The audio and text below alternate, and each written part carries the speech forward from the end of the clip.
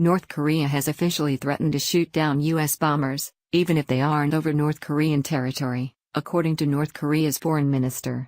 They claim that they have the right to do so, after Trump declared war on them. Tensions have been escalating between North Korea and the United States, but we aren't the only ones embroiled in this conflict. China, South Korea, Japan, and even Russia have expressed concern over the mounting situation, and have collaborated to stop the rogue nation from developing nuclear weapons.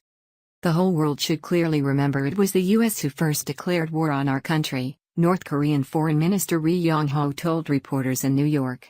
Since the United States declared war on our country, we will have every right to make countermeasures, he said.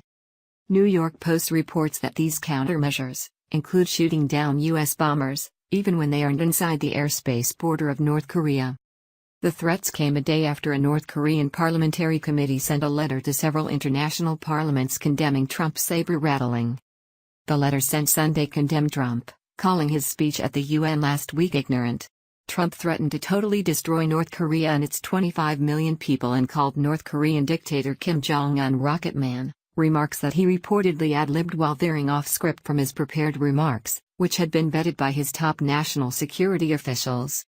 While Israel's Netanyahu has called Trump's speech one of the best he's ever heard, liberal pundits have attacked him nonetheless. Many Americans and foreign leaders applauded President Trump's patriotic speech to the UN last week, noting that it was a refreshing change after 8 years of Obama apologizing for the U.S. Pyongyang said Trump's comments were an intolerable insult to the Korean people, a declaration of war against the DPRK and grave threats to the global peace. If Trump thinks that he would bring the DPRK, a nuclear power, to its knees through nuclear war threat, it is a big miscalculation and ignorance. Read the letter published by the state-controlled media outlet KCNA. The U.S. had sent bombers and fighter escorts on missions close to the communist dictatorship in a show of strength as tensions escalated following Trump's increasingly bellicose remarks over the North's nuclear weapons program. So far, there have been no casualties in this increasingly tense conflict, but many don't expect this to last very long. North Korea only understands one thing, Trump said in reference to those who are advocating for diplomatic relations with the isolationist nation. So far, it seems that his analysis is spot on. Despite UN sanctions decimating the North Korean economy by over 70%, they have still refused to halt their nuclear testing program. Japan, South Korea, and even China to an extent, have made it very clear that they will not tolerate a North Korean crisis, and that any and all aggression will be met with swift countermeasures.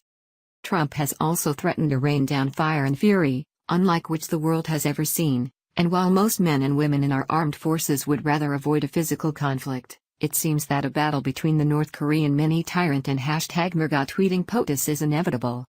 Thank you for watching. If you enjoyed this video, then please subscribe to my channel.